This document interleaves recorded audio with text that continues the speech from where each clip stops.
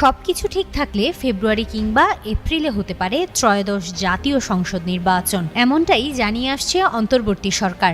এরই মধ্যে নির্বাচনের প্রস্তুতিও শুরু করেছে নির্বাচন কমিশন। আর এমন সময় সামনে এলো নির্বাচনের তারিখের খবর। ইসি জানিয়েছে, এবারে নির্বাচন আয়োজনের লক্ষ্য নির্ধারণ করা হয়েছে রমজানের আগেই ভোট শেষ করার। এজন্য সময় হিসেব করে ফেব্রুয়ারির প্রথম দিকে ভোট আয়োজনই সবচেয়ে যৌক্তিক ও কার্যকর মনে করেছে কমিশন। বিশেষ করে 12 ফেব্রুয়ারি ভোট গ্রহণ করতে আগ্রহী ইসি। কমিশনের নিয়মিত প্রস্তুতির মধ্যে ছিল ছবিসহ হালনাগাদ ভোটার তালিকা, আসন পুনর্নির্ধারণ, দল ও পর্যবেক্ষক সংস্থার নিবন্ধন, নীতিমালা প্রণয়ন ও নির্বাচনী সরঞ্জাম সংগ্রহ।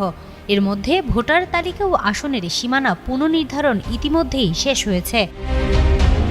ওয়ালটন এখন দেশের সীমানা পেরিয়ে পৌঁছে গিয়েছে 50টিরও বেশি দেশে। ওয়ালটন, ঘরে ঘরে বিশ্বজুড়ে।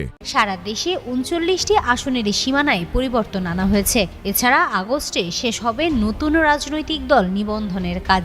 ইতিমধ্যে 96টি পুরনো পর্যবেক্ষক সংস্থার নিবন্ধন বাতিল করেছে কমিশন।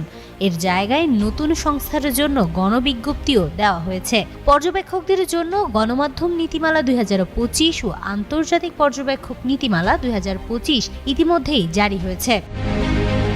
সিইসি নাসির উদ্দিন সাফ জানিয়ে দিয়েছেন, যেসব বিদেশি পর্যবেক্ষক বিগত নির্বাচনে পক্ষপাতদুষ্ট ভূমিকা রেখেছে, এবার তাদের অনুমোদন দেওয়া হবে না।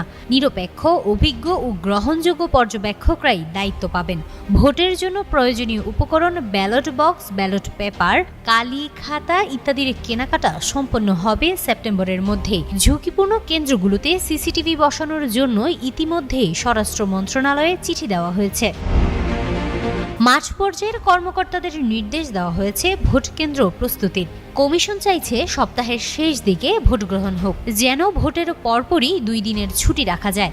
এজন্য বৃহস্পতিবারকে ভোটের দিন হিসেবে বিবেচনায় নেওয়া হয়েছে। তফসিল ঘোষণা হবে ভোটের কমপক্ষে 60 দিন আগে। তখনই চূড়ান্তভাবে জানানো হবে ভোটের দিনক্ষণ। তবে ইসির ভেতরে বাইরে সবচেয়ে বেশি আলোচনা এখন 12 ফেব্রুয়ারি নিয়ে। এমন তথ্য দিয়ে একটি প্রতিবেদন প্রকাশ করে অনলাইন সংবাদ মাধ্যম জাগো নিউজ। হিমাতুল জান্নাত, যুগান্তর নিউজ।